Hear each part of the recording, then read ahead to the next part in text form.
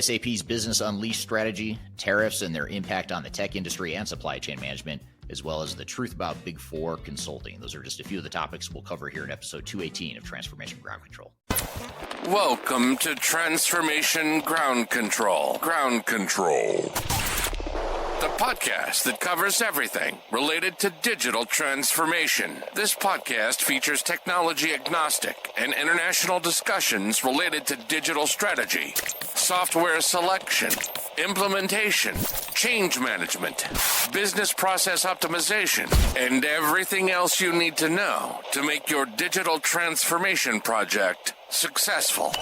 Whether you're embarking on an ERP implementation, supply chain transformation, or any other business or digital transformation, this podcast is for you. Now, here's your host, Eric Kimberling. 5, 4, 3, 2, 1. Ground control to Major Tom. Hello, welcome to Transformation Ground Control, episode number 218. My name is Eric Kimberling, the CEO of Third Stage Consulting. We're an independent consulting firm that helps clients throughout the world reach their third stage of digital transformation success. And joining me, as always, is our co-host, Darian Chwialkowski. Darian, thanks for being here today. Yeah, thanks for having me. Excited for today's show. This is the podcast that covers the tech agnostic world of digital transformation with no sales spin, no bias. We're just here to talk about the realities of digital transformation. You can find new episodes of this show every Wednesday by going to transformationgroundcontrol.com. The show is produced by Major Tom Productions and sponsored by Third Stage Consulting. So feel free to reach out to me if you'd like to learn more about how Third Stage can help you in your digital transformation initiatives. But we've got a great show for you planned today. We've got some social media questions we'll start off with. We're going to get into some newsworthy topics, particularly around SAP and their Business Unleashed strategy. And then we're also going to talk about how tariffs are potentially threatening the tech industry. And then speaking of tariffs, we're going to get into supply chain management later in the show with Blythe Milligan, who is the host of a couple different podcasts related to to supply chain management, I should say. And she's going to be on the show talking about not just supply chain trends in general, but supply chain trends in the context of tariffs and trade wars, how that's affecting supply chain and sourcing strategies for organizations throughout the world. So that'll be a great conversation. She's been on the show before. She's an awesome guest. I'm really excited to have her back on today. And then later in the show, after Blythe is on, we'll talk about the truth about Big Four consulting. I'm going to talk about the pros and cons of Big Four consulting. I'll talk about the things I didn't like about my experience there, but we're going to get into that later in the show. And of course, we'd love to hear your feedback as it relates to any of these topics, but the Big Four consulting topic might be of particular interest to many of you. So all that being said, before we get into our meatier topics today, what are some of the social media questions we received recently, Darian? Although these could be meaty too. I don't want to assume that they're not meaty questions, but what have you got for us? Yeah, the first question today is, no company in the world tracks the stock value in its inventory with the sales price. This is insane. Lidl realized 3 years later that SAP was tracking the stock with retail sales price. Then Lidl spent another $3 million to fix it. This is even more insane. SAP explains this in the failure by saying Lidl must have known this. So why does SAP calculate inventory with a system that no one needs and force them to comply with it? And why does everybody have to comply with SAP? Yeah, that's a great question. And just to add some additional context there, that comment was related to the Lidl SAP failure. And one of the big failure points of that case, and Lidl, if you don't know, Lidl is a German retailer, a food retailer, grocery store retailer, and very large organization. They spent over $500,000 on their SAP implementation. And one of the reasons why the project failed is because they customized the heck out of the software to make it fit their business processes. And in the case of Lidl, they valued their inventory based on cost, and SAP based on sales price. And so Lidl didn't change to the way SAP worked. They changed SAP to fit their business. Now, I'm not here to argue over whether or not you should be valuing inventory based on cost, landing cost, or whether you base it on sales price. I mean, most organizations I've worked with, back when I was actually doing hands-on implementation work, they were valuing inventory based on landed cost. I mean, that's kind of the way it would show up on the balance sheet and whatnot. But from what Lidl has said in the public record, all the stuff that's been published about Lidl, they've said that SAP, the version they were implementing, valued based on sales price. So I guess the bigger question here, though, it sort of raises a bunch of questions. And this isn't a discussion around how to value inventory. It's a question of how do you change your process to fit technology, and how do you change technology to fit your processes? And when should you change the software to fit the business versus the other way around? Now, there's some purists out there that would say just conform to SAP. It's low. It's the lowest risk. It's the easiest way to implement. I strongly disagree with that school of thought, because from a technical perspective, if you're a technologist, then yes, it's a lot easier if the business just conforms to the technology. But for the clients, for your customers that you're implementing for, that have to run their business, that is a super painful process. And changing, for example, just something like inventory valuation methods, that is a big deal for most organizations. And so to say that it's just easier if they conform to the way SAP works is a super myopic, blind, a lot of blind spots in that comment. So I agree with this person, kind of questioning why SAP was built the way it was.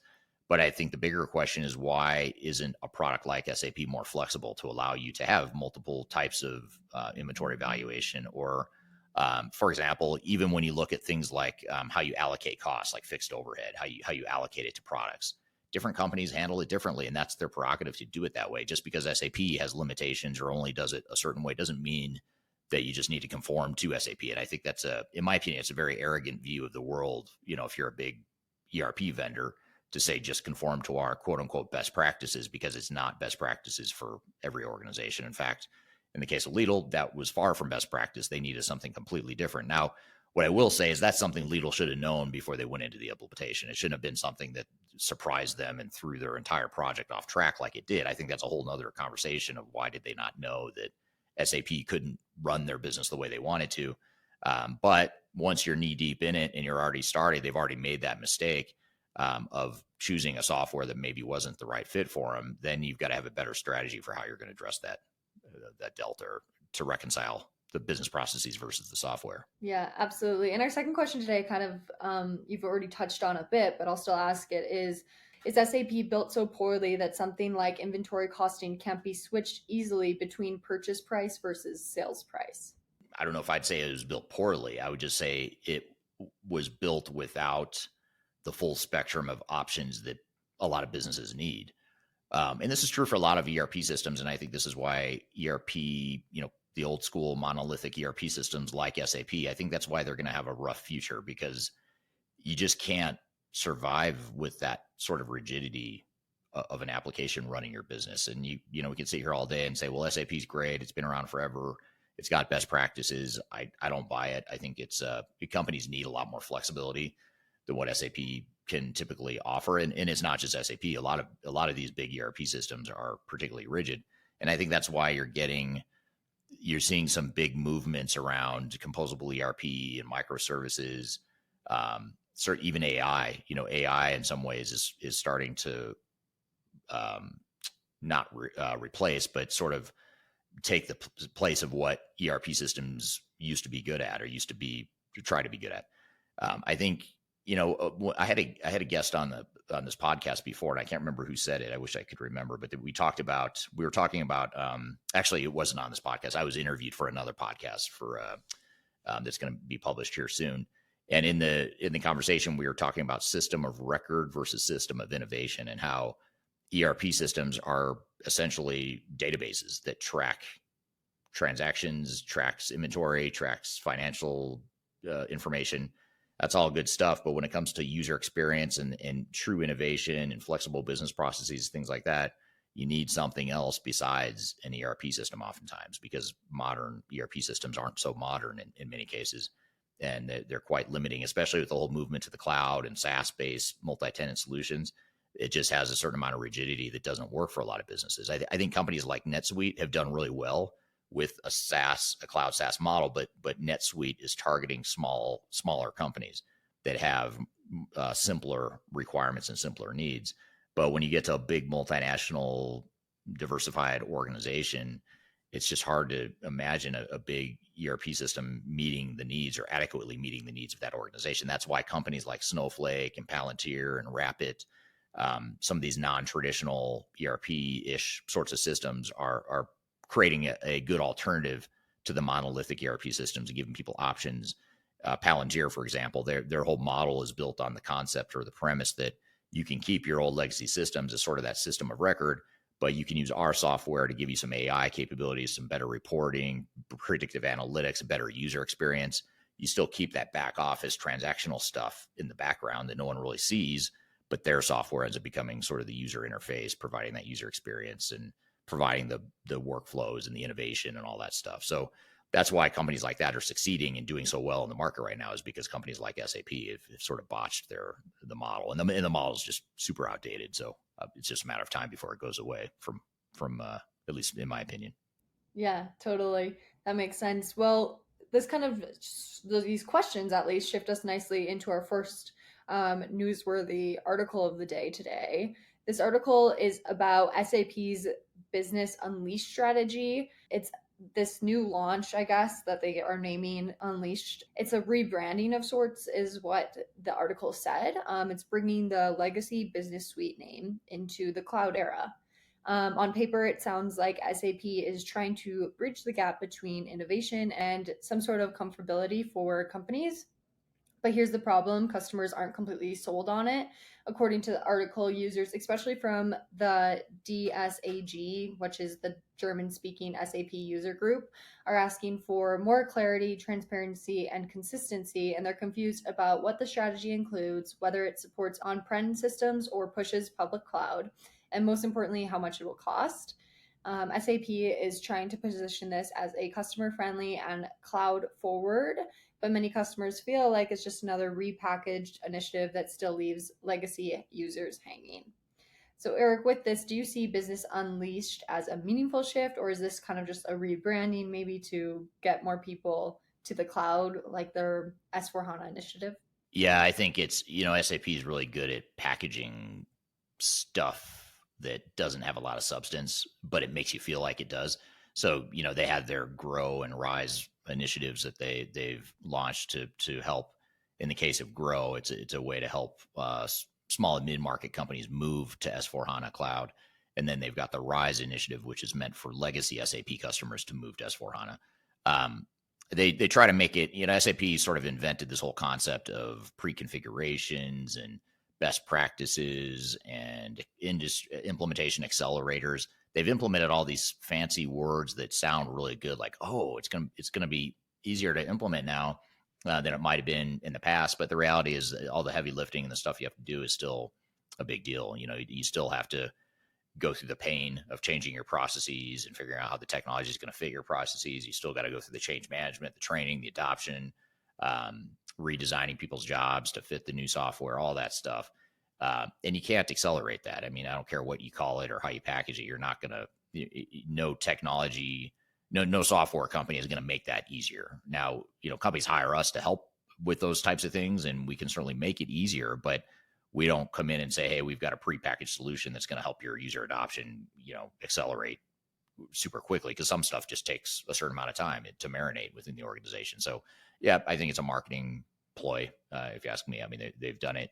It's been their MO over the last few decades, and it continues. They always have new names, new initiatives, and it's the same stuff usually. Yeah, that makes sense. And why do you think SAP is struggling to clearly communicate its roadmap to a lot of loyal customers? Or what do you think the disconnect is there?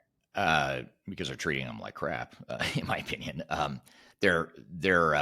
mean, SAP, in my opinion, this is me not being part of the SAP's ecosystem. I don't work for one of their competitors.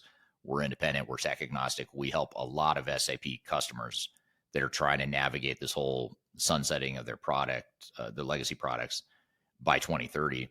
And the way they're forcing their customers in these fairly tight windows to move to S4HANA is an act of arrogance combined with desperation, which is a really dangerous combination, if you ask me. I think SAP thinks they can do this because they're SAP and there's a huge, massive technology company. The problem is they're dealing with a lot of Fortune 500 companies that are big themselves and global companies, and I'm shocked at how many pissed off customers there are. I'm not shocked, I shouldn't say, but I'm shocked that they've gone through with the strategy that is pissing off so many people. And it's been a boon for us because we're getting a lot of pissed off SAP customers coming to us and saying, hey, can you help us figure out how to navigate this? We've got to figure out, do we move to S/4HANA now? Or if we don't, what's our mitigation strategy if SAP follows through and cuts off maintenance for, by 2030? Maybe we go a different direction. I'll look at something other than SAP. So you've got a lot of customers that are pissed off about it. Now, a lot of customers are following through and saying, well, we've got no choice. We're just going to do it. But it's very reluctant. It's not building any sort of goodwill. People, I don't meet a lot of people that just think SAP is a great product and a great company. It's sort of a necessary evil in the space. So I don't know. I think it's more of I think they're using the stiff arm approach or the hammer approach to forcing people to upgrade to S/4HANA. And I think these repackaging of initiatives and adoption initiatives is just an act of desperation that they're seeing that a majority of their customer base has not even started a migration to S/4HANA. And I think that's very concerning to them. And they see money there. They see all this money that's being left on the table, and they're trying to figure out ways to rock more of them off center. But yet they're not really enticing anyone. They're using the bullying tactics to try and get them to do it, which is a really weird, bizarre strategy. But hey, I'm not, it's above my pay grade. I'm not being paid to run SAP. So maybe they know something I don't. Yeah, for sure. And I mean, just look at your YouTube comment section. You'll see lots of comments about SAP and how people are feeling about them currently. So that's always interesting as well to see our audience's take on the situations that SAP has going on right now. Yeah, and I have a YouTube video that's going to come out on my YouTube channel here shortly. And it's about how SAP only has, I had AI actually analyze all the comments on my SAP related YouTube videos and my SAP related TikTok videos. And I had AI do one of those deep research analysis of all the comments in those related videos. And only 30% of those comments were positive about SAP. The other 70% were either negative or neutral. But what's really interesting, and I found this super shocking, is that I asked AI to compare that 30% positivity rating. I thought, wow, that's super low. That's terrible. But then I asked it to compare it to Oracle and Microsoft and other leading ERP vendors. And SAP was actually on the higher side of positive comments on my channel. So good news, bad news, I suppose. There are systems out there that people seem to hate more than SAP, which actually surprised me. I thought SAP would sort of lead the negative rating factor, but they actually are not as bad as it is. They're actually better than some of the others out there. That's super interesting. Yes. So if you are looking for more information, make sure you look out for that video. But today we're going to kind of switch gears here and get into the second newsworthy article of the day, which is about tariffs currently. And are tariffs still a threat to the tech industry? So there's been obviously a lot of noise lately around US, China tariffs. And while some categories like smartphones and laptops were temporarily exempt, the bigger picture hasn't changed. The tech industry is still feeling the heat, from rare earth material bans to looming tariffs on semiconductors and other critical components. So even with these temporary pauses, CIOs and IT leaders are far from out of the woods, I guess you could say.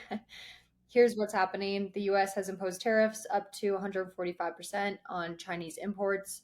China responded by hitting back with its own tariffs, and more critically by suspending exports of rare earth materials, or metals, not materials, which are essential for everything from chips to batteries. The result, tech companies are facing a new wave of supply chain disruptions, price uncertainty, and sourcing challenges. And even companies that aren't maybe directly impacted by these tariffs are still getting affected by market volatility and upstream cost increases. So this means CIOs really have to rethink everything from procurement to budgeting to long-term infrastructure strategy. I know we'll kind of get into this a bit later too, but I want to ask you some questions first. Eric, do you think the temporary tariff pause are actually helping, or are they just kind of delaying this bigger issue, or what is your take on all of this right now?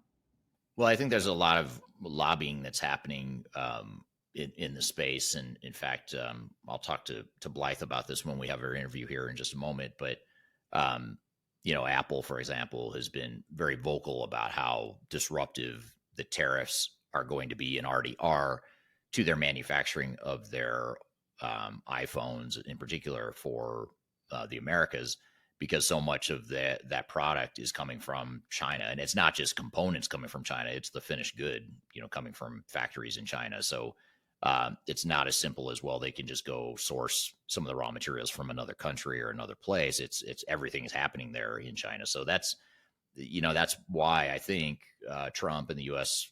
government recently gave an exception or a temporary reprieve from electronics in computer manufacturers, because I think he realized, and others lobbied to him, that it was going to be so disruptive. And just imagine what that would do to our cost, on phones. If they, first of all, you'd have at least a temporary supply chain disruption where you probably run out of iPhones for some period of time, or there'd be a shortage. Second of all, once Apple was able to regain their sort of manufacturing capacity, the costs are probably going to be higher because they're going to spend a lot of money trying to manufacture that stuff somewhere else. So at the end of the day, consumers will end up paying for it somehow. I mean, through higher prices because supply and demand is so out of whack, or Apple just has to raise the prices because their cost has gone up so much. So I think that temporary reprieve is a good thing, but it sort of waters down and diminishes the whole purpose, right or wrong. Whether you agree or disagree is a whole nother story, but the intent is to get more manufacturing to come back to the United States.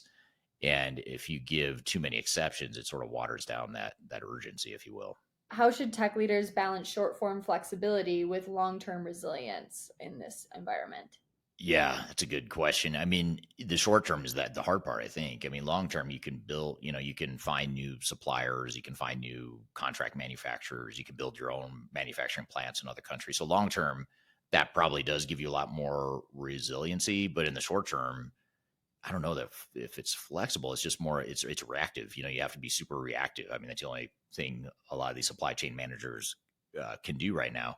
So I don't have a good answer for you there. I'm not sure. And that's why I'm really excited to talk to Blythe here in a few minutes, because I'd love to get her take on it, because she's every day, all she's doing is talking to supply chain managers. And we do a lot of supply chain work too, but we're not on the forefront of the day-to-day execution right now, of what supply chain managers are going through. And we're just starting to scratch the surface and just starting to get some early readings and signals from some of our clients now.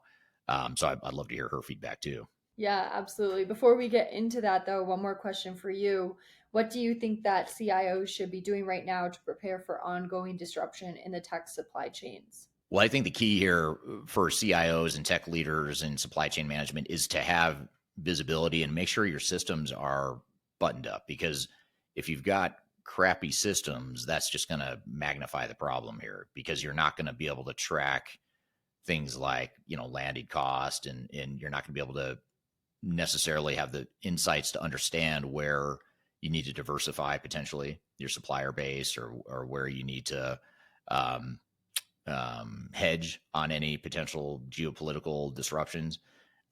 So I think just optimizing your current technology stack in the world of supply chain management to where you have better visibility and you can analyze and understand a little bit better. I think that's going to be a key priority. And that's where I think AI can help a lot in the short term, because I think if you can use AI to pick up signals and patterns and help with predictive analytics and things like that, I think that's going to help a lot. And it might be that AI becomes somewhat of a lifeline for a lot of these supply chain managers and tech leaders that are trying to figure out how to navigate that. So that's what I say is look at, in the short term, what are the short-term wins you can use to shore up your technology limitations now to give you more flexibility going forward. Yeah, absolutely. That's some great advice, but I'm excited to dive into this conversation and learn more about this. Yeah, I'm excited too. Blythe Milligan has been on the show before, although this will be her first time appearing on the show as Blythe Milligan. She was recently married, I believe, and she before this was Blythe Broomleaf. So if you ever saw, I think she's been on 2 other times over the years. So if you search on this podcast for Blythe Broomleaf, you'll find the past episodes, but this will be your first appearance as Blythe Milligan. She's going to be on the show here talking about tariffs and how to manage supply chains in the era of trade wars. And we're also just going to talk about trends in supply chain management in general in 2025, what she's seeing, what's evolving, that sort of thing. So we'll have her on the show, but first we're going to take a quick break. We'll be back with more Transformation Ground Control. feel it coming? Do you wake up on your own? I wonder where. Hi, this is Eric Kimberling with Transformation Ground Control and also the CEO of Third Stage Consulting. And at Third Stage, we work with a lot of manufacturing companies, and we know that manufacturing companies are difficult to run. And the last thing you need is for your ERP system to make your jobs even more difficult. And if you follow me for any period of time, you know I like to talk about alternatives to some of the big ERP software providers because there's a lot of really good options out there in the marketplace. One of those options is CTech ERP, which is a practical all-in-one business system that's built specifically for manufacturers. And what's great about this is that it can be used out of the box to run and support any manufacturing company, but you can also tailor it to fit your way of doing business. It's web native and agile, so you can run your shop floor from a laptop, tablet, or phone. It's packed with important features like real-time traceability, scheduling, inventory control, quality management, a bunch of other features that are all ready to use from the time you choose the software. And if you need to change the software, the beauty is you can do it in a low-code, no-code environment. So there's no code required. You don't have to hire a developer to make changes to tailor the software to fit your manufacturing operations. Now, what I like about CTech ERP and vendors like this and systems like this is that it's really a disruption to what I consider a stagnant and bloated industry. There's a lot of really expensive ERP systems out there, and CTech is one that's more affordable. It's got transparent pricing, and you get a SaaS software solution for only $50 per user per month. So it's just good to know what you're going to pay for the software. There's not a lot of upfront cost, and you're just paying per user per month, only $50, which is really hard to find. And implementations typically happen pretty quickly. They happen in weeks, not months. And they have a fully dedicated support team to help you put out fires or help you get through the implementation more successfully. So CTech ERP is an ERP system that's built for proactive manufacturers who want to get things done. You can learn more by going to ctecherp.com, and that is spelled CETECERP.com. Hope this helps and hope you check them out. And I'll do anything you ever dreamed to be complete.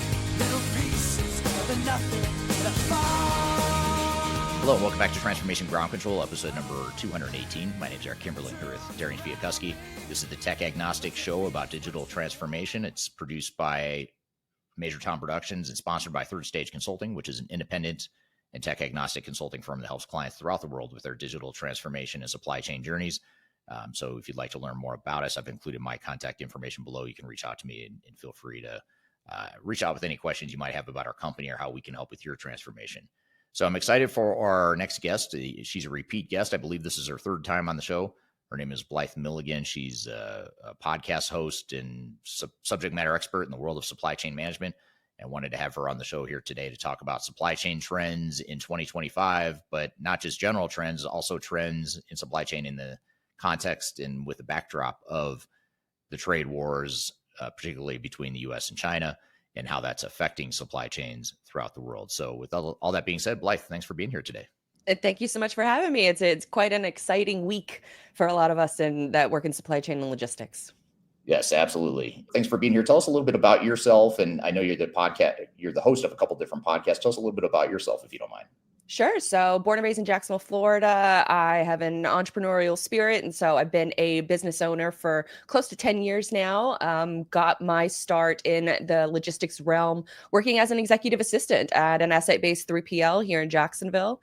It gave me firsthand knowledge, especially working so closely to the executive team of how an asset-based trucking company, 3PL, third-party brokerage, operates in the United States. Was able to work there for a handful of years. Also had some, career, stops in media as well, especially at the local front. I was in local radio and local TV for a period of years, and then transitioned into a solo podcast host for Everything is Logistics. I own a couple companies in the logistics space, and so Cargo Rex is one of them, and then also Digital Dispatch.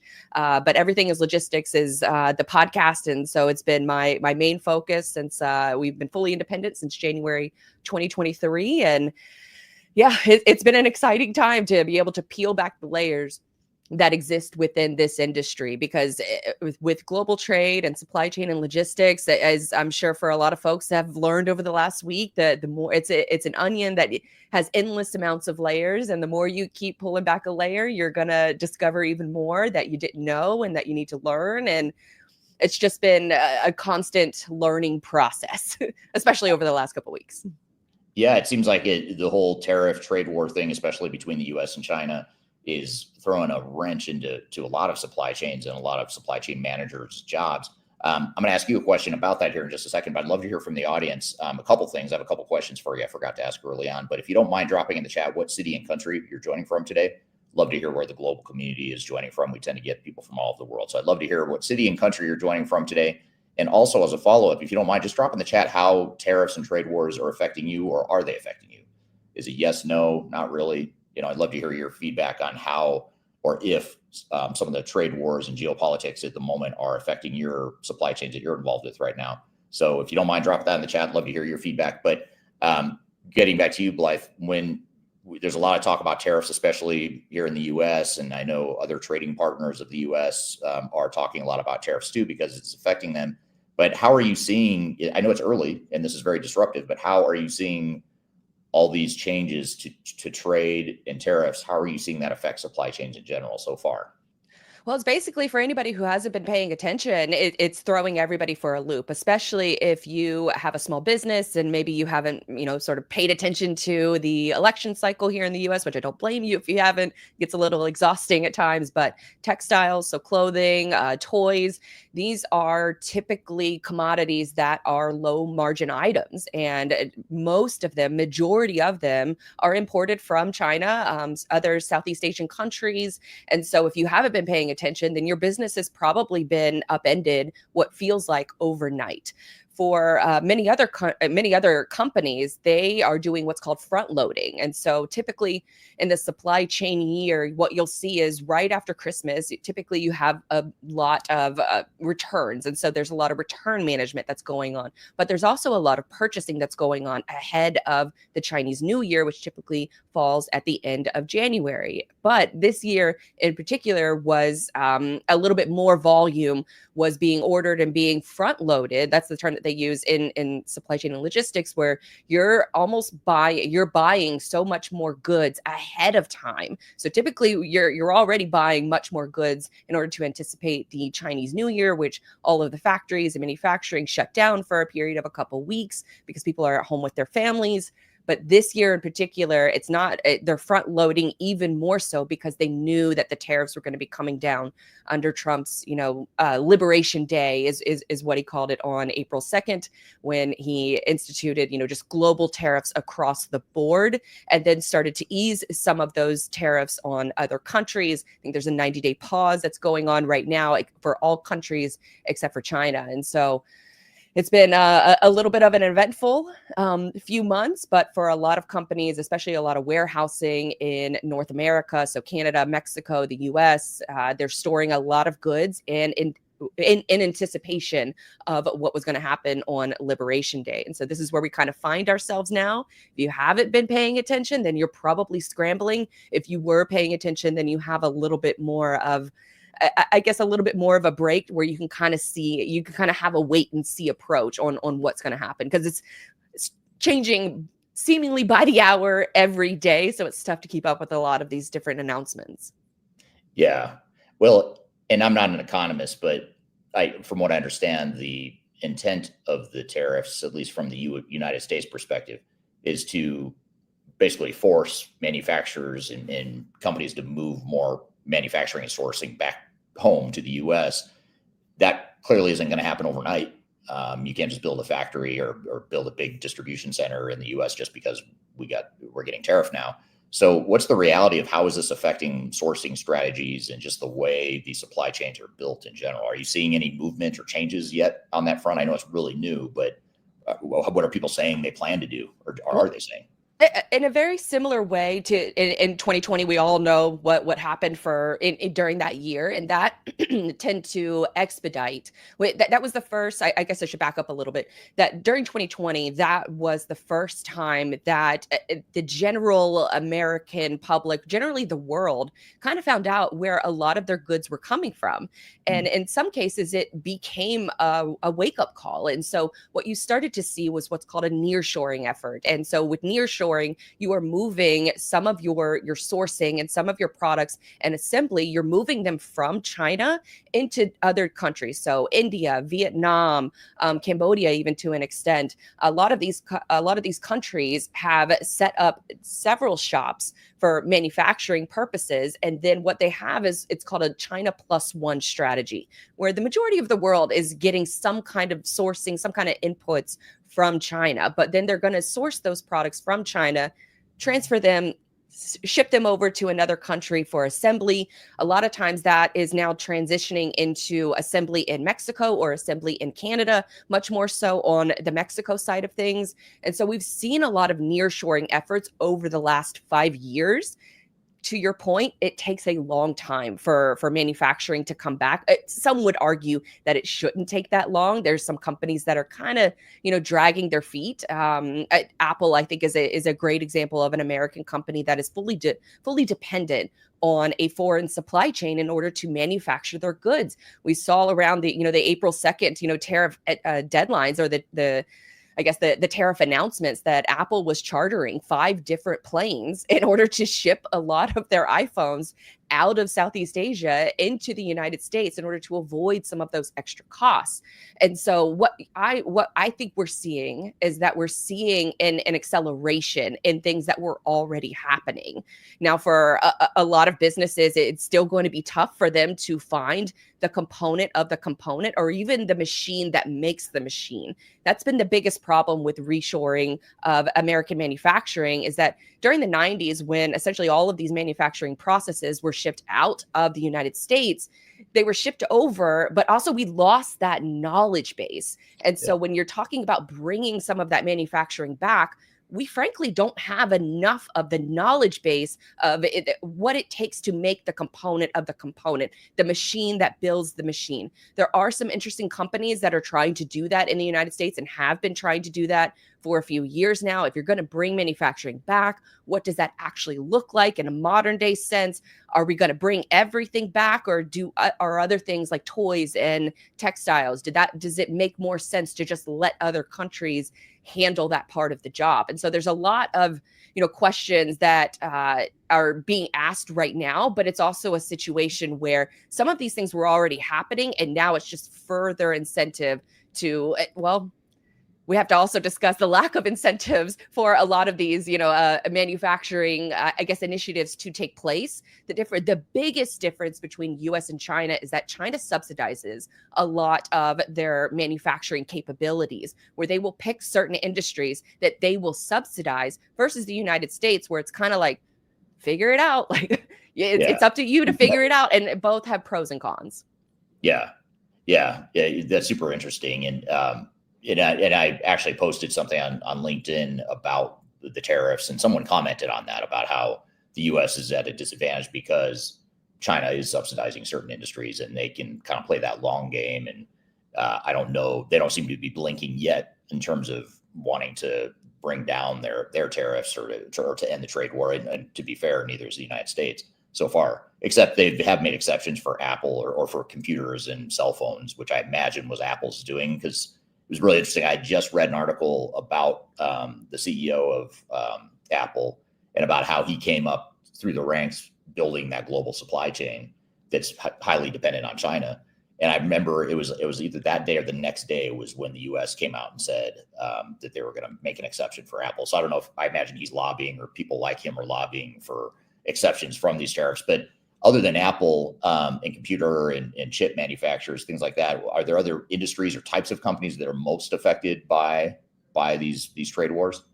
Well, many industries, because like I said earlier, there are very few components. So the components is like the source of the product. Many of those are still all coming from China. And so it very much, or Southeast Asia. And then from the manufacturing landscape, what China has done over the last 5 years, because this isn't the first time, Trump has kind of declared a trade war with China. He did it during his first term. And so for a lot of Chinese companies during that time frame, what they did is that they set up companies in Mexico, they set up companies in Vietnam, Chinese-owned companies that they're just another, I don't want to say a shell company, but they're another division or another, division is probably the best word for it, but they're setting up another shop in another country, and then they're trying to avoid the tariff laws in that realm, or in that part of the world. And so that was the way that they kind of got around a lot of these tariff rules that were put in place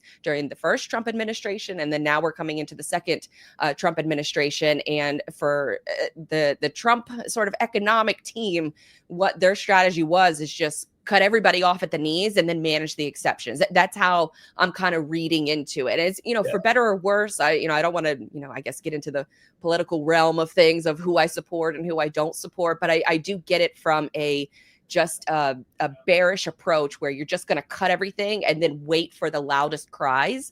And then from those loudest cries, like an Apple, who has been solely dependent on, a foreign government for their entire supply chain, it's forcing them to have some tough conversations as well. They have shifted some of their manufacturing into neighboring countries. Vietnam and India are some of the big winners so far, but they really should be doing much more with the enormous amount of cash balance that they have. I mean, it's more than, some countries' GDP.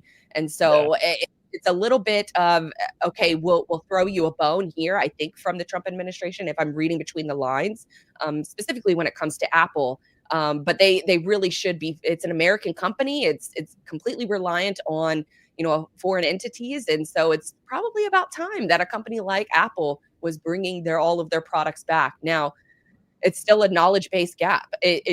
Do we have the skill set in the United States? Do we have the components of the components to be able to make the machinery and make the products and create the inputs, especially when it comes to semiconductors? Semiconductor manufacturing is predominantly handled in Taiwan. That has its own set of geopolitical issues that are going on, but it's mostly the electronic side of things that is being greatly impacted. Cars are kind of, especially U.S. manufactured cars, if that kind of exists, those are probably, I guess, the industry or the commodity that is going to be impacted the between mid-size to large level. I would imagine that with car manufacturers in particular, they reshored a lot of their jobs, a lot of their capabilities already over to Mexico. And so they're kind of in a stagnant place right now, where they can't really bring back a lot of those manufacturing jobs to the United States, where we were once building, an overwhelming majority of all the cars and trucks and vehicles in this country. That's been decimated as well. And so these are very long, these are things that happened over a long period of time. And we're going on a week now for a lot of these companies to be thinking about this. Now, some of the bigger companies, of course, should have been thinking about this for a lot longer, especially if you've been paying attention to the Trump administration, because tariffs is all he's been talking about for 40 years. And so putting that strategy, that sourcing strategy in place is something that is long overdue. But it's also coupled with the fact that we've had a dramatic rise in technology adoption over the last handful of years inside of logistics. And so logistics and supply chain executives are starting to get a seat at the table, where once we were just kind of seen as a cost center. And how do you, sort of save as much money as possible on transportation costs? In the global scheme of things, it probably doesn't make sense that we get, some rare earth minerals from South America and then ship them over to China in order for them to refine them, and then assembly them in Vietnam, and then ship them back over to Mexico, and then have them, the final assembly there. And then from there, it's shipped into the United States. And so there's lots of complex sourcing and strategic initiatives going on, and software is helping to make those strategic partnerships. Yeah. I'm here with Blythe Milligan. We're talking about supply chain trends here in 2025. We've got a lot more to cover, but we'll be right back with more Transformation Ground Control. Just tell me what you've got to say to me. I've been waiting for so long to hear the truth. If you are involved in any sort of digital transformation or business change initiative, you'll want to download the Digital Transformation Report. With its comprehensive overview of business and technology trends and best practices, this report is a must-have guide for any transformation project or executive team. Download this free report by visiting Third Stage Consulting at thirdstage-consulting.com. You can also visit our website to learn more about us or download independent reports, videos, and other best practices. Again, visit thirdstage-consulting.com today to learn how you can take your transformation to the third stage of success. Are you looking for ways to promote your product or service to enterprise technology decision makers and influencers throughout the world, like the ones who listen to this podcast? Major Tom Productions creates media, events, and influencer marketing for B2B technology providers. Our productions are exciting, educational, disruptive, and effective. Most importantly, they create results. Our content is unlike any other in this industry, engaging, influential, and trusted by technology buyers and influencers throughout the world. Each month, our productions reach hundreds of thousands of targeted buyers and decision makers who trust and engage with our honest and tech-agnostic content. With long-tail viral results and engagement with our content, Major Tom Productions provides a way to reach your target market and create awareness, calls to action, and a connection with potential customers. So collaborate with us today.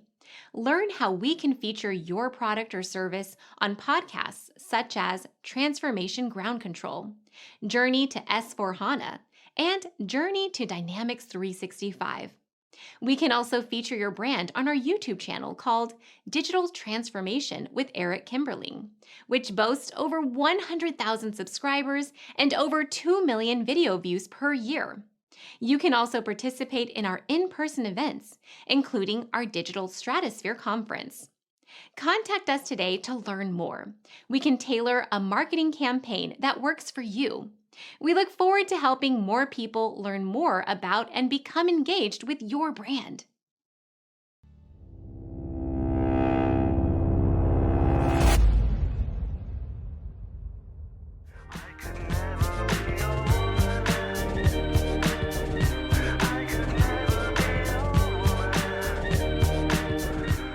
Hello, welcome back to Transformation Ground Control, episode number 218. My name's Eric Kimberling. I'm here with Darian Chwialkowski. You can find new episodes of this show every Wednesday by going to transformationgroundcontrol.com. The show is sponsored by Third Stage Consulting, which is an independent tech-agnostic consulting firm that helps clients throughout the world with their digital transformation journeys. So be sure to check us out. I've included my contact information below. I'm here with Blythe Milligan, and we're talking about supply chain trends here in 2025. Well, what's interesting about what you're saying, and I agree that this is what will happen, is a lot of that production is not moving back to the U.S. It's moving to other developing countries. And I think that's the tricky part of this whole thing is, if anything, it might hurt China, but I don't know that it's necessarily benefiting the U.S. If there was a clear upside on the other side of this, it would make maybe a little bit more sense. But where I struggle is it doesn't seem as though, for example, I know textiles, producing textiles in the U.S. just doesn't make sense when you've got all these other developing countries with much lower labor costs, better access to materials. It doesn't make sense that you would bring that to the United States in some cases. So are there certain, is this just a big company problem, or is this going to affect small and mid-market companies as well? I think, unfortunately, it affects everyone. I would argue that on the small business side of things,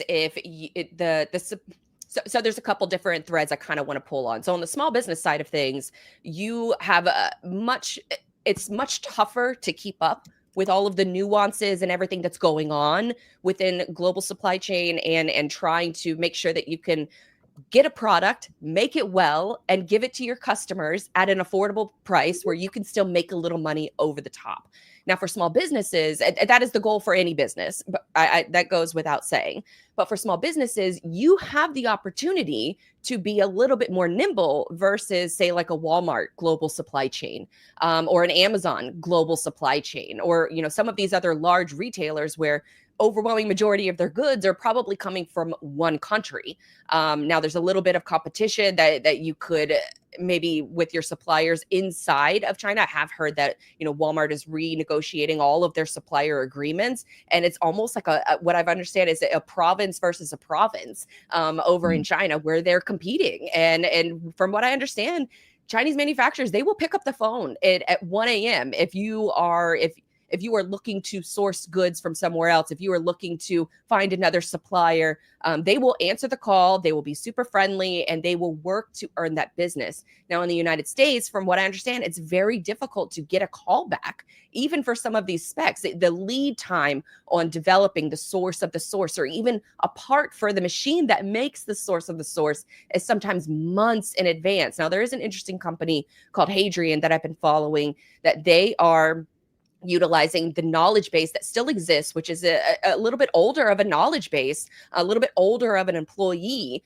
that has had manufacturing knowledge that was around and building things during the sort of the manufacturing renaissance of the United States before we offloaded all of the jobs overseas. So they're combining that knowledge base with an engineer that's focused on automation and AI. And what they're doing is they're making scans of the tool that builds the tool.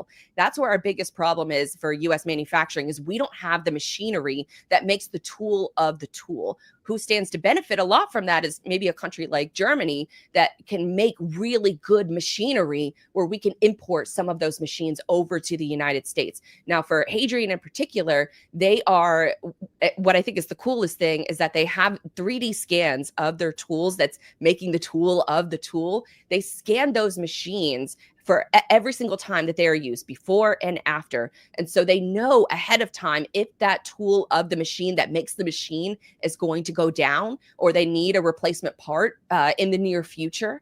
And so what they've done is they've reduced the amount of lead time that they need if a machine goes down. What happens at a lot of manufacturing facilities is that the tool will go down, the tool that makes the tool that gets the tool will go down, and then that line, that supply chain, that supply line is out of commission until they get that tool of the tool. Now, what Hadrian is doing is monitoring it from an AI perspective, and they want to get ahead of it before that becomes a problem. I think that is rethinking how we manufacture goods, bringing back manufacturing in an intelligent way is the future for the United States and how we bring back manufacturing. I don't see us, making a lot of textiles, because to your point, that can be done in other countries at a much lower rate than what could be done in the United States. But that also brings up, the nuance side of things that, maybe some of the dominance of, apps like Temu and Shein and,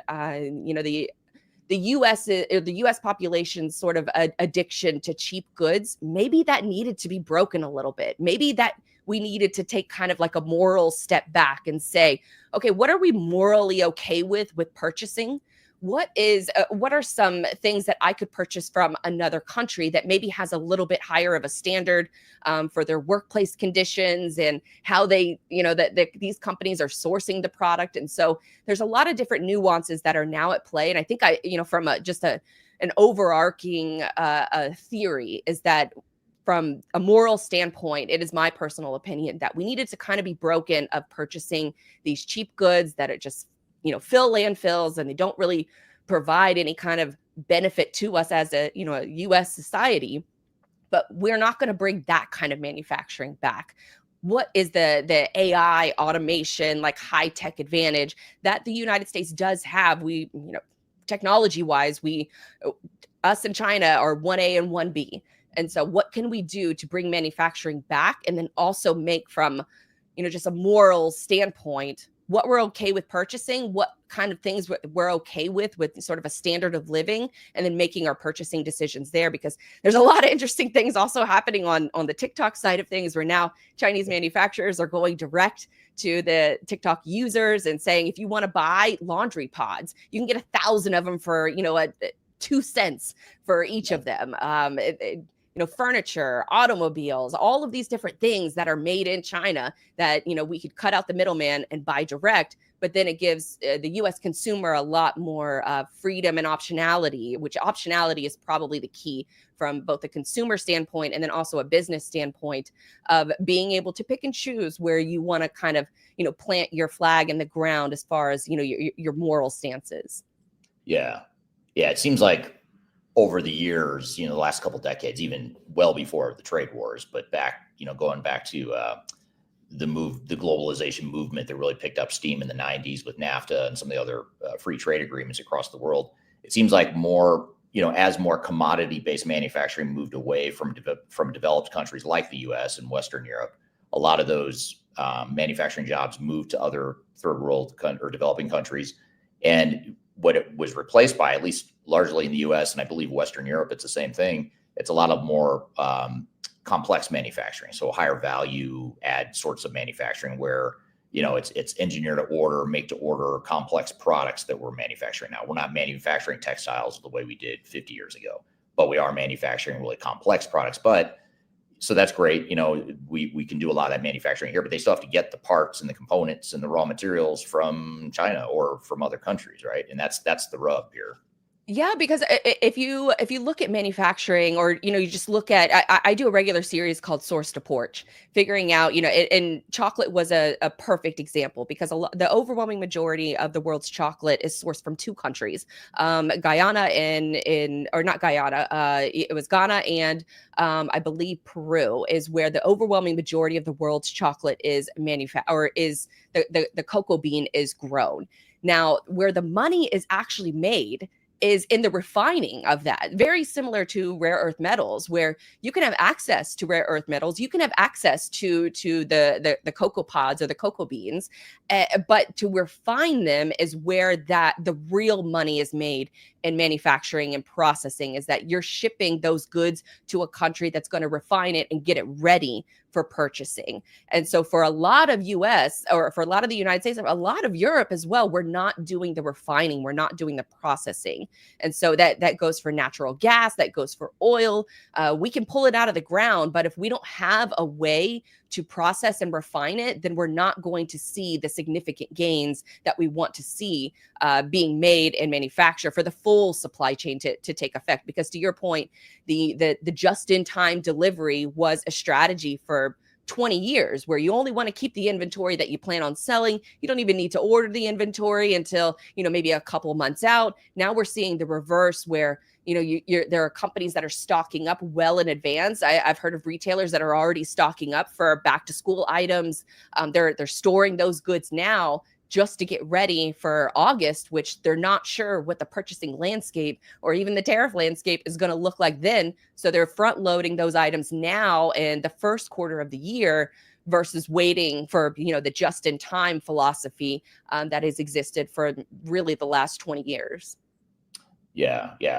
I want to come back to a point you just made a couple minutes ago and related to a question here from the audience. This is from Darian on YouTube. Darian says, is this a case where AI and logistics tech are actually delivering on the promise? So in other words, is AI going to be able to help us out here, as we're trying to navigate these sourcing changes and all the supply chain disruptions this is going to cause? Yeah, I mean, the answer nobody wants to hear is it depends, because it depends on the software that you're getting. It depends on the data that they have access to. Now, a company that I do follow pretty closely is a company called Vision, Vizion. They handle, they're called what's called a visibility platform. And so they have insight into the different trade patterns all over the world. And so they're able to, whoever they're working with customer-wise, gives them that data. They anonymize the data, and then they're able to give out reports and send out reports based on what they're seeing in cargo ship flows, trade lanes, even down to like the bills of lading that are coming into the country. They have software that will scan all of those things and put it into digestible data that, we can kind of all understand. Now where AI is coming into play, especially this year, I know there are a couple of companies that specify just on tariffs and just on the different requirements for importing and exporting. Every single country has their own import and export laws. And so if you are a freight forwarder, if you're, a freight broker, it's mostly freight forwarders that are handling cross-border trade. They have, or they should have, the software that will be able to not only look at the visibility patterns of global trade shipments, but they should also be able to look at the purchasing habits, upcoming holidays, consumer sentiment. They all have tools that can measure those little things, but where, especially right now, the software, the AI software that will be able to look at all of the different tariff laws, be able to update their systems pretty frequently, because we're seeing, these tariff rate exchanges differ sometimes by the hour over the last week. And so if you have the software that can keep up with all of those different rules and regulations, then you are doing far better than your competitors. And I would also argue that this isn't something that, maybe a CEO or, a typical small business should be thinking about. This is where the partners that come in, the freight forwarders that you work with, the freight brokers that you work with, it's their job to be in the trenches of this kind of knowledge. But what's good about all of this is that hopefully you have a really good partner in the movement of your goods, or the sourcing of your goods, so you can focus on your business. But I would argue that over the last 5 years, especially since the Ever Given got stuck in the Suez Canal, that, supply chain leaders and logistics leaders now have a seat at the boardroom table. And so they're able to give their insight and strategic. There are people who are using software now to game plan for worst case scenarios of if we are completely blocked off from China trade in particular, what does that simulation look like? And so for a lot of the bigger players, they are using technology. They are using AI and logistics tech to solve some of these problems and prepare for unforeseen problems, because that's essentially what we do in logistics and supply chain. Like, we can't control these geopolitical events, but it's our job to problem solve. And so hopefully you have a good partner in that regard. And hopefully that partner is using technology that can go through a lot of these different just complexities that are involved with importing and exporting all across the world. Because like I said, every country has their own stipulations, and you got to follow those laws. Right. Yeah, very interesting. Well, here's a couple interesting comments. Olivia on YouTube says AI is a Ponzi, so we won't get into that. That's comments. That's basic. Right. And this is from Darian on YouTube as a follow-up to something you said, Blythe. She says, you touched on Shine, Temu, and the moral cost of our addiction to cheap goods. If we're serious about reshoring or ethical sourcing, what kind of public awareness or business leadership do you think it will take to really shift behavior? I think moral and a greater awareness around. So we had talked earlier in this show about, just how mainstream supply chain feels now. Supply chain nobody understood what I did for work 5 years ago. My parents still kind of don't understand what I do for work and how I cover this industry. And the greater majority of people don't have an idea of where their goods are coming from. But the smartest companies that I've seen have a page dedicated on their website that tells the supply chain journey of their products. There's even a company that's based in Europe that I believe has a sheep farm, and you can adopt a sheep, and you adopt the sheep and you can get a coat made out of the wool that comes from that sheep, and you could see the entire process. And so we mentioned earlier about visibility and how you can only really see visibility depending on whoever is inputting that data into that visibility tool software. There are a lot of really smart companies that are taking the direct to consumer route, where they will list right on their website where their goods come from, where they are sourced, if they're ethically sourced. There's software that requires that of their suppliers, that, hey, do you have an eye washing station inside of your manufacturing facility? Where are you sourcing these products from? Are you sourcing it through slave labor? Are you sourcing it through, people that are paid well relative to where they live? And so for a lot of companies, I have seen, not a lot, I would say for some companies I would like to see more of, is that these companies are showcasing their supply chain front and center and using their supply chain as a differentiator and trying to stand out from their competitors, so that they can say, like, we have done our due diligence, we have done our job, And here is where our supply chain comes from. And you can choose from a moral standpoint to support that company or support some of those suppliers. And I think that's a big reason why, if you have a TikTok account right now, your For You page, if you're anything like me, it's flooded with direct to consumer. Chinese manufacturers are going right to TikTok and trying to win the information war in addition to the trade war, which the governments are taking part of.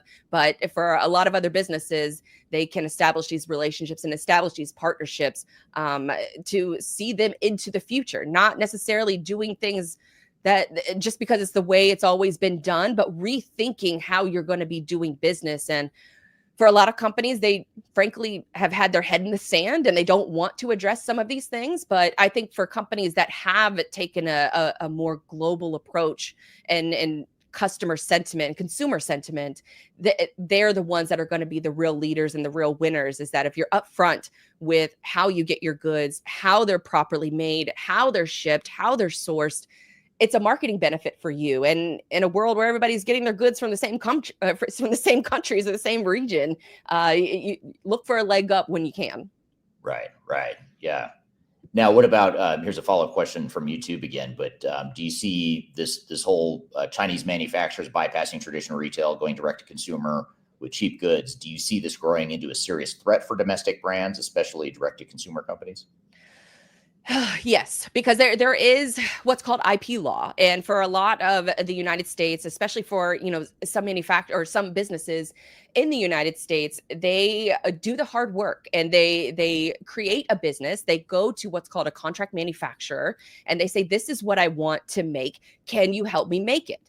Then they help them make it, and then they can flip it around to another company, have that company make the same exact product, and then flood sites like Etsy and Amazon with your product, your idea, and be able to charge a lower rate for that same product. And so for going direct to DTC is going to be really, I think, beneficial on the Chinese side of things. And then on the US side of things, you have to kind of ask yourself, like, what kind of business do you want to run, especially for small businesses? There's been a growing complaint of sellers on Amazon, sellers on Etsy, where they come up with an original idea and they're quickly overtaken by somebody who undercuts them on price. Sometimes it's Amazon itself that does these things. But if it comes back to, I think, the moral conversation of, if you go to an arts market, and this is just, my anecdotal experience, but you go to an arts market or you go to a convention or a trade show, you see a lot of goods that where they're manufactured, and you see the upcharge in the price. And there's a lot of like the cheap goods and things like that are flooding even, our artist markets at a local level. And so for a lot of, essentially what's a drop shipper, a lot of those companies are going to be upended. Now, for other companies that are making sort of the source of the product, I think that they still have a competitive advantage, but consumers are going to try to always just shop for the cheapest, quickest good. But I think what will change is moving from the just-in-time concept to, I think I can wait a few weeks to get 1,000 laundry pods from China. They're all manufactured the same way. So it also creates this level of, do we want to support that brand because of the brand name? Do we want to buy $300 pairs of Nikes when we know that they're making them for $20? And so it's a lot of like the shifting consumer behavior that I think is going to be greatly impacted. And so for a lot of, I think it's super smart for a lot of these Chinese manufacturers to be flooding your TikTok feeds with, you can get your furniture here. You can get a house made for $20,000 and shipped over. A lot of these things I think are great in the short term for pricing wise, but then in the long term, it's going to be more incentive to reshore a lot of those manufactured goods, but it has to be the products that make the most sense. Yeah.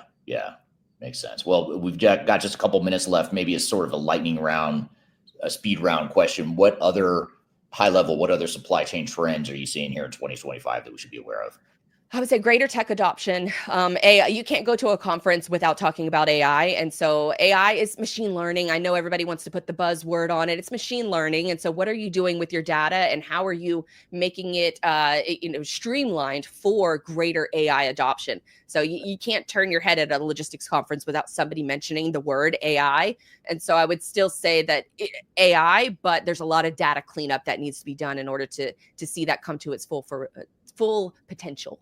All right. Thank you again, Blythe, and thank you for the great questions from the audience. It was a quick conversation. We'd love to have her back, though, and talk more about how these trade wars and supply chain disruptions continue to evolve here throughout 2025. We're going to take a quick break. When we come back, we'll debrief on some of the conversation we just had with Blythe, and then we'll also queue up our next topic, which is going to be the real story behind Big Four Consulting. So stick around. We'll be right back with more Transformation Ground Control.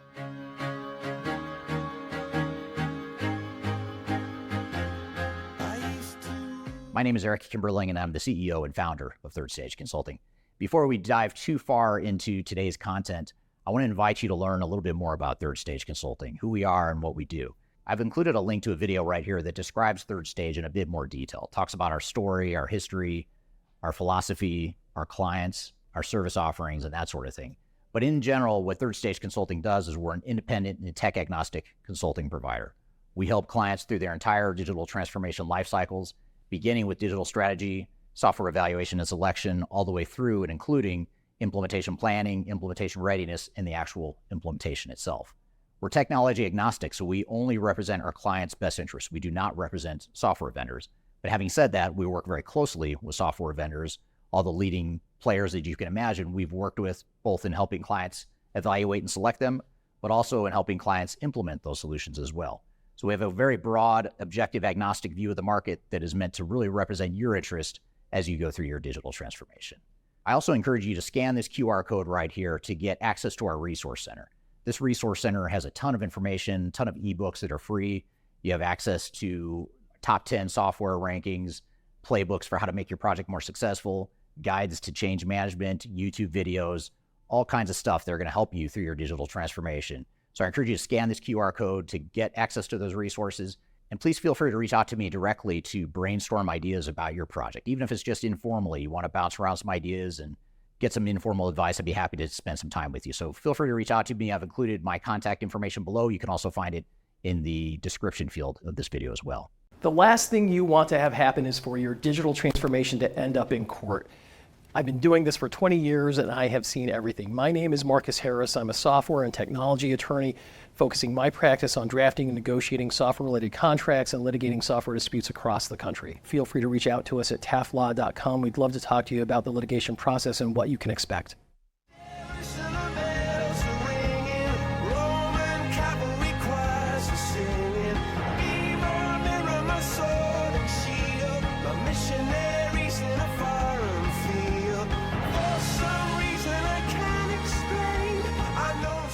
Hello, welcome back to Transformation Ground Control, episode number 218. My name is Eric Kimberling. I'm here with Darian Chwialkowski. You can find new episodes of this show every Wednesday at transformationgroundcontrol.com. The show is sponsored by Third Stage Consulting, which is an independent tech-agnostic consulting firm that helps clients throughout the world reach their third stage of digital transformation success.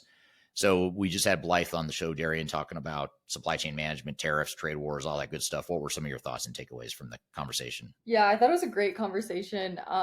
She was a great guest, honestly. She had a lot of knowledge, especially about this topic, which to me I find really interesting, of everything that's going on right now, and just somebody that is in the know is good to learn from for sure. I have some follow-up questions though, that some things I didn't get to ask her. I feel like, at least I know one thing she was talking about a lot was how kind of like TikTok has become the front line of the information war almost, of, Chinese manufacturers are going on there and telling consumers, like, buy straight from us. We'll give you so much more for so much cheaper, all these different things, which I think is super interesting. But one thing we didn't get to, or I didn't get to ask, was how will TikTok Shop almost play into this? Like, does she see, or do you think, Eric, that TikTok Shop will eventually evolve into more of that threat? I know I asked about direct to consumer brands in a different way, but will TikTok Shop, evolve into this long-term threat more so for these direct-to-consumer brands, and how should smaller brands compete when they're being undercut by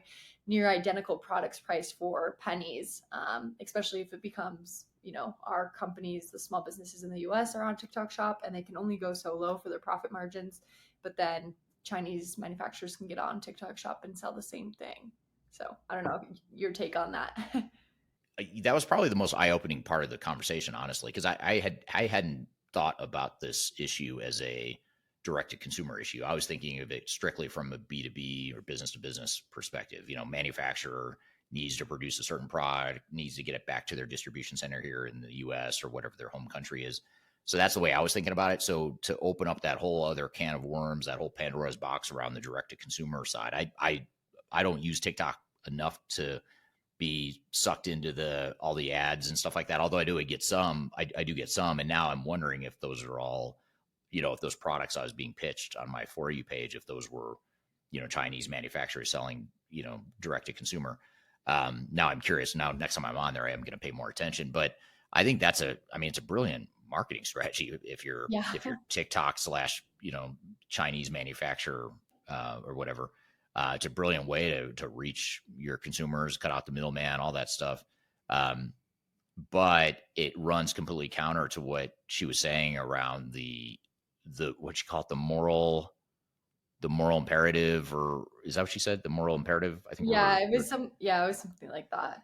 Like to the ethical imperative, whatever it was she said. I can't remember exact words, but basically buy less. It's just, she's basically saying you have to ask, is it right that we're buying these super cheap products, and should we wean ourselves off super cheap products in the name of, building competencies and supporting local economies, things like that.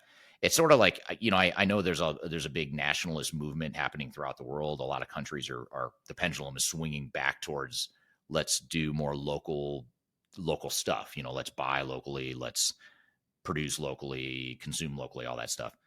Even in the services world, I just noticed the other day at the time we're recording this podcast, the Saudi Arabian Wealth Fund. It's the basically the government's investment arm that invests in all the big companies, and they own all the big companies in Saudi Arabia. They recently cut the contract, or they recently banned PwC from the country for a year, and they cut the contracts. I believe they cut contracts with other American and Western consulting firms. But then there was a follow-up article that came out that said it's part of their movement to buy more locally. They want to use more local experts and build local knowledge bases and expertise. And there's something to be said for that. I mean, it's a problem for us, because we sell to the Saudi Arabian market. So we see, in our international division, that's probably going to be a pretty big headwind for us unless we get a local majority partner, in Saudi Arabia. It's probably going to be harder for us now to sell our services into Saudi Arabia compared to the past. But I see why they would do that. I see that why you'd want to build expertise in-house and why you'd want to keep that money in your own country. There's pros and cons to it, of course. There's a downside to it, but there's certainly upside as well. So I see why companies are doing it. Yeah, definitely. And I've actually seen what she was talking about, it'll just be like a account that these manufacturers open, and they just say you can buy this product, and it was office furniture that this company sells, but you can buy it for way cheaper and also ship it right to you. So their marketing strategy is definitely really interesting, and definitely something I didn't see coming either of, you thought everything was going to go up, but now Chinese are willing. So it's just interesting, the whole dynamic of everything. Well, and you just, I didn't think of this when Blythe was talking about it, but when you just said that, I was thinking about how, let's just take in any domestic, in a lot of domestic countries, if you're buying and selling within your own homeland, let's set aside the whole import thing for a second. But if you're a producer of a product and you're selling to a local retail chain, and that retail chain is going to sell either online or through bricks and mortar to the end customers, a lot of times the supplier and the retailer has an arrangement or agreement that the supplier won't go sell the product somewhere else, like on their own website, for a lot cheaper to undercut.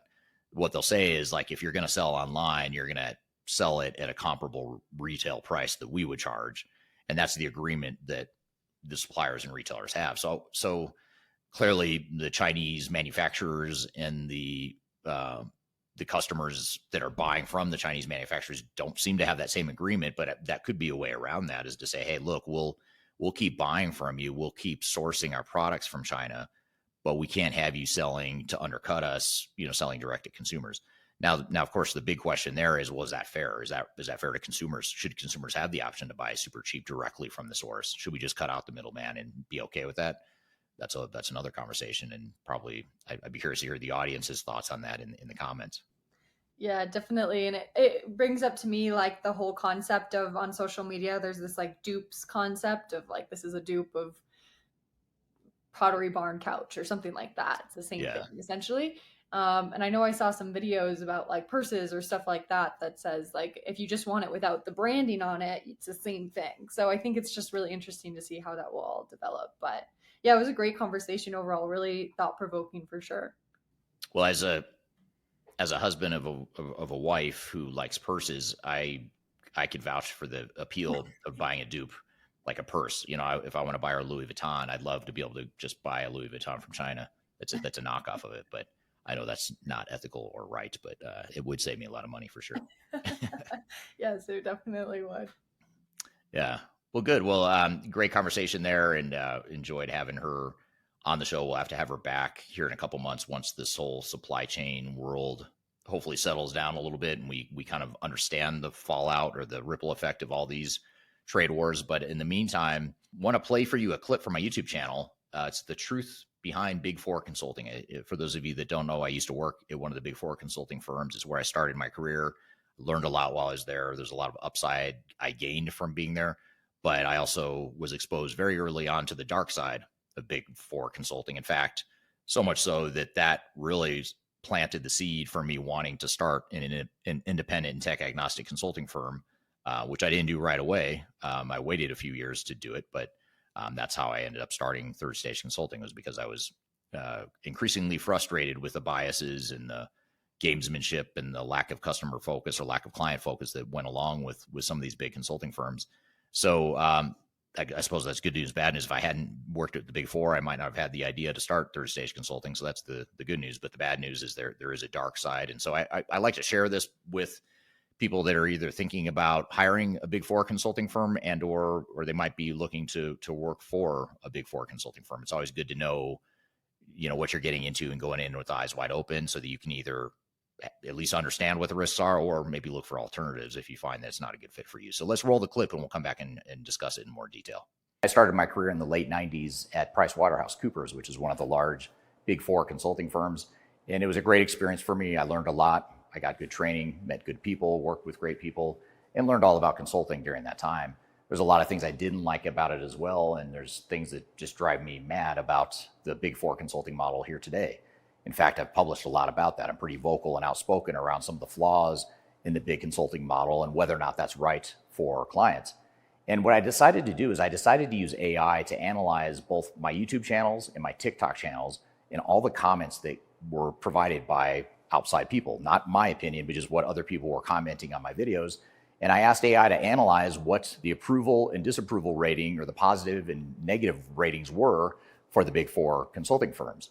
And perhaps surprisingly, I was certainly surprised, the negativity rating was anywhere from 75 to 80%. And the reason there's a range there is because AI doesn't necessarily know that it's definitely positive or definitely negative, but it estimates that it's somewhere between 75 and 80%, with the other 20% being either neutral or positive. And this is a pretty dismal rating, if you ask me, especially for such large organizations that are making so much money from their customers. So what I also wanted AI to do was analyze the themes of why. What do people like about the big consulting firms and what don't they like? So what I'll do in today's video is, first of all, talk about the things that people do like about the big consulting firms, and then talk about the things that people really don't like and the things that's driving that 80% negativity rating. Before we dive too far into today's content, I want to share a little bit of information about Third Stage Consulting and who we are. Third Stage Consulting Group is an independent technology agnostic provider of consulting services to help clients through their digital transformations. We help with digital strategy and software selection, as well as implementation planning. And during implementation, we provide services related to program management, organizational change, business process improvement, as well as enterprise architecture. These are just some of the services we provide. We have offices in North America as well as Europe and Asia Pacific. So if you'd like to learn more, I encourage you to check out our Resource Center, which includes a number of resources that will help you through your digital transformation, and you can access that for free using the QR code here or the links below. You can also reach out to me directly if you'd like to discuss your digital transformation and brainstorm ideas on how to improve where you're headed on your journey. Now let's jump back into today's content.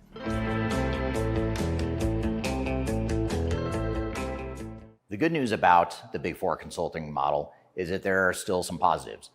The first one, with both customers and employees and former employees, is the prestige and the cachet that goes along with the Big Four consulting firms. These consulting firms have been around forever. They're extremely well known. They work with some of the biggest well-known clients throughout the world. So there's a perception, both with customers and with employees, that there's a prestige affiliated with these big consulting firms.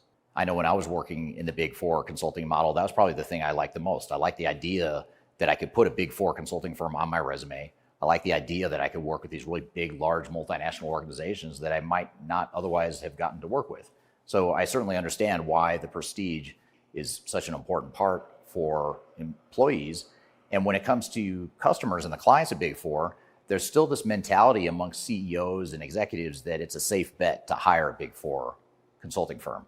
Now, I would argue it's actually not any safer. You could even argue that it's more risky to hire one of these big firms because there's more money to lose and you're more likely to get into a big bloated consulting contract. But the perception being reality is that many people still think that there's a high level of prestige with these Big Four consulting firms and a certain amount of safety that goes along with hiring one of the Big Four consulting firms. And when it comes to employees, some of the comments we got from current and former employees on my YouTube and TikTok channels is that people value some of the flexibility that they have.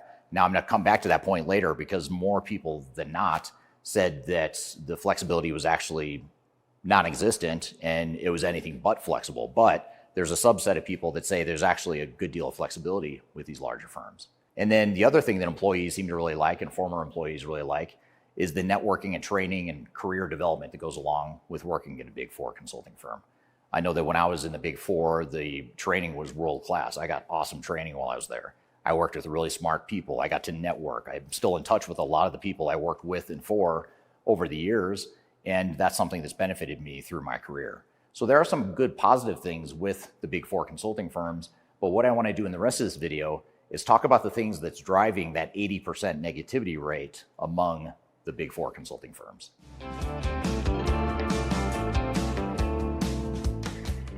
The first thing that drives the 80% negativity rating for Big Four consulting firms largely comes from employees and former employees, and that's related to work-life balance and the burnout factor. Many people that left comments on my YouTube channel, my TikTok channel, commented that the work hours were just horrendous. Very long hours, led to burnout, a lot of travel, very little consideration for the need to be home with families and whatnot. So that's something that was a really big, glaring, negative comments or series of comments from people on my YouTube and TikTok channels. Many of them also commented on how hypocritical it was that the Big Four consulting firms talk about work-life balance all the time, but in reality, it didn't exist in the operational day-to-day of the organization. So that actually made it worse, the fact that the Big Four consulting firms were touting work-life balance, but in reality, day-to-day, they weren't living by those values. And I can speak to that firsthand myself. I remember the first time I met with PricewaterhouseCoopers when they were recruiting on our campus where I went to college, and they had a presentation they gave, and someone asked the question of how many hours on average does a consultant work at Pricewaterhouse? And I remember one of the senior managers or directors getting up and saying, oh, we're really all about work-life balance, and we work an average about 50 hours a week. And that number just stuck with me. I thought 50 hours, that's pretty good. It's more than 40, but it's not 60 or 80. And so it kind of stuck in my head. And when I ultimately accepted an offer from Pricewaterhouse after graduating, I remember that same exact senior manager or director. I was on one of his projects, and I was expected to bill between 70 and 80 hours a week.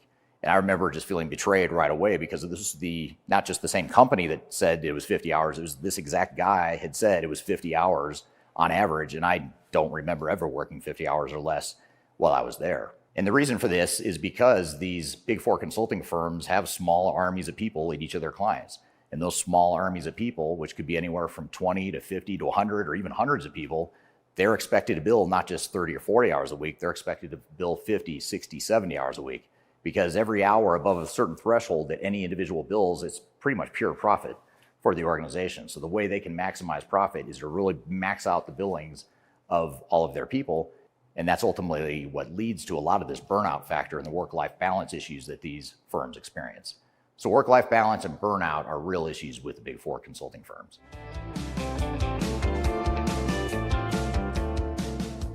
When AI analyzed my YouTube and TikTok channels in the videos about Big Four consulting firms, one of the common themes we saw in this 80% negativity rating is that there was a lack of authenticity or a perceived fakeness with the Big Four consulting firms. And this applied both to clients and the employees of these Big Four firms.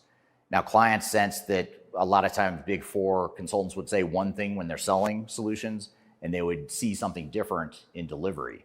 And that was that sort of disconnect between what they were told by the consultants and what they actually received from the clients.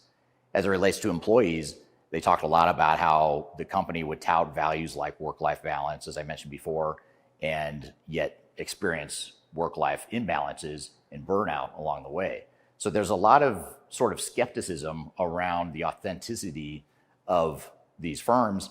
And AI also picked up in the threads sort of a recurring theme of past employees who talk about the videos that these firms produce. They talked about the cringy videos that they would put out on TikTok and YouTube and other social media outlets, super high polished, super professional looking, but they almost looked at those videos very skeptically, almost like they knew the reality of who those companies really were.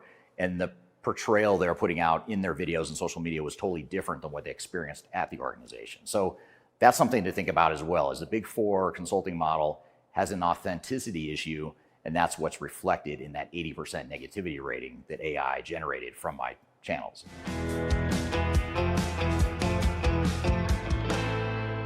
Another negative theme that AI generated from its research on my YouTube channel comments is that there was a sort of mocking of the corporate culture of these big consulting firms.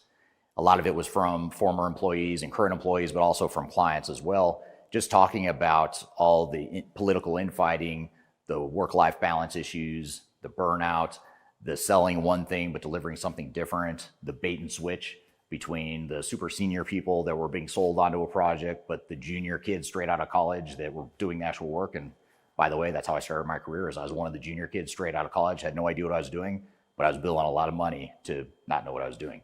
So that's sort of the behind the curtain view that a lot of people pick up on. And that's something that was largely mocked on my social media channels in terms of the comments that people provided on my YouTube and TikTok channels. So these are some of the things that AI picked up on, the various comments, the hundreds or thousands of comments that have been left on my YouTube channel and TikTok channels.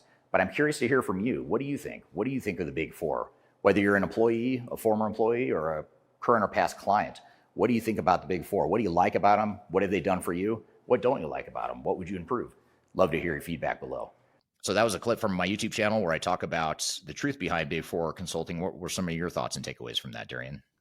Yeah, I thought it was a really cool video, having AI kind of analyze different things and different comments that we see on the channel all the time. Some follow-up questions, I guess, for you is, were you surprised by this high of a number, or what was your overall take by this feedback that we seen? I mean, I guess looking at the comments, it's not surprising that it's that high, but yeah, just what is your overall take? Honestly, when I published it, I thought I would get a lot more hate. You know, it's sort of like whenever I say something that exposes a negative or a flaw, I expect some people to agree, but I expect a lot more blowback a lot of times. And with this one, I thought I would get the Big Four Kool-Aid drinkers coming in and saying I'm wrong and Big Four is awesome, this and that. And maybe they're out there and they just don't follow me or care what I have to say and just aren't responding. That could be part of it. Or maybe there's just a lot more disgruntled people in the world of Big Four consulting than even I realized. I know when I was there, I remember thinking like, I feel like there's a lot of people like me there that, they didn't really like it, but they recognized it for what it was. It was a resume builder. It was a way to get some good experience, cut their teeth in consulting. And it was sort of like almost like a training ground. It's not fun. You don't necessarily want to have to do it, but it's going to be good for you longer term. That's sort of the mentality I had, is I really didn't like being there, but I knew like, well, I am getting good skills. I just feel dirty. I just feel gross every day I left work. And, I could only last like 2 years there, which I think is the average for big four consulting firms. But I knew some people that could last 5-6 years, which I don't know how they did. I certainly don't know how someone sticks around long enough to make partner. I mean, I think I would go crazy. And I just couldn't feel good about myself if I did, just knowing what they have to do to become a partner at those firms. So, so I guess I was surprised a bit, but it was kind of eye-opening to say, well, it's kind of good to know that I'm not alone, and it's not just me doing some crazy talk on YouTube. There are people out there that feel the same way. Yeah, definitely. A couple follow-up questions to that. One thing you mentioned in the video was the lack of authenticity, especially in how these firms present themselves, whether it's on the internet or social media versus kind of this internal reality. How important it is authenticity in consulting today, and how can firms fix that disconnect? Yeah, I think I think this is a problem for a lot of big companies, not just the big four. I think, you look at someone your age, for example, you grew up with TikTok and Instagram and people sharing the good, the bad, the ugly on social media, for better or for worse. That's just what people like you and, certainly most people younger than me are more comfortable with that. And that's just what you know. So when you go work for a big company and you've grown up in that environment, and then you go work for a big company, which is not going to be perfect, no company's perfect, but then they come out with these super polished videos about how awesome they are and how much people love working there. And it feels fake, because first of all, it might feel fake to begin with, but it's going to feel even more fake if you grew up in the world like you did, which is all social media, all people posting selfies of themselves talking and just being real. You get to see so much real, honest truth. There's also a lot of fakeness, I guess, in social media too, but you know what I mean? You're getting a lot of just authentic, someone pulls out their camera and starts talking versus a highly scripted, professionally produced video. I think people see right through that. So that's the way I look at it. Yeah, definitely. And I agree with you. I don't think it's just something that big consulting firms, experience either. It's kind of across the board. You see it with just big companies in general versus maybe some smaller startup ones that you'll see the social media game. I think, for example, it was a coffee brand or something, like the big, the one that comes in like a red tub or something like that. Looking at their social media versus like a newer coffee brand that came out, and what ones are getting more traction on social media. So I think it's just something that we are seeing across the board for sure. I think too, there's a credibility issue just in general, not just in terms of like authenticity in videos or content they're creating, but also an example of that I had. This is 25 years ago, but even back then, people were struggling with this with the big four companies. But I was at a recruiting event at my grad school where I got recruited from, and there was a bunch of people in the room talking to people from the consulting firm. And one of them was a senior manager, like one of the really senior people in the Denver office. And I remember someone asking, like, how many hours per week on average do people work?